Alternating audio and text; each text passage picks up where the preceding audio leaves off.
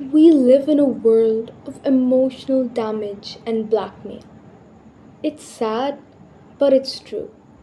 Emotional abuse and mental abuse has become a norm in society, but has not yet been recognized as a living threat. Even family, the age old and basic structure of society, has not yet adapted to this structure. Children have long been subjected to many forms of abuse on multiple pretexts. Parents constantly criticize them, snub them, and compare them to other children, apparently in the effort of grooming them and teaching them manners, not recognizing their potential or understanding their psychology. The world is full of children who find it difficult, at times even impossible, to share their feelings with their parents because a kind of invisible barrier exists between the child and the parent. But why is this so?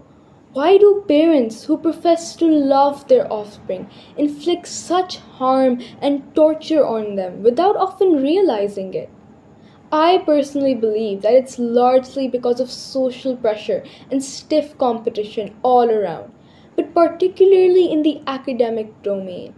Society seems to have accepted it as a fact that the higher the grade a child attains, the more medals and trophies they fetch, the more credible and talented they are. This grade race is encouraged and keenly observed by parents who obsessively push their children to get better and better scores. And ultimately, that becomes the sole criterion by which they judge their kids. Work harder, do better, don't talk back, don't be a crybaby.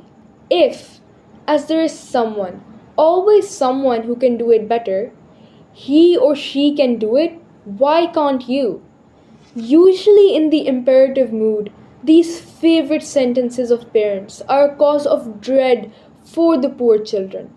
I hope psychologists agree that more often than not, the parental pressure for their kids' brilliant success is born out of their personal vanity, social prestige, and their ability to boast before their peers. But who cares about what effect this has on the children? The children become overstressed. They get closed off emotionally. They grow to be competitive, spiteful, jealous, and mean in the process. They turn irritable, even with their parents. They cease to be a healthy part of social interactions, and they become victims of self pity, self harm, and depression. No child deserves to be subjected to this torture.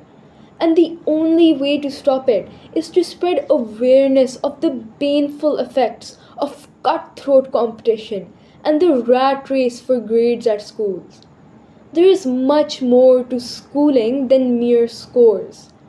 Try to understand the psychology of children and let them breathe and grow in a more cooperative environment. For this to happen, society will have to change its mindset and its persevere obsession with academic glory that their kids must bring them. Children have an equal right to grow healthy and live a stress free life.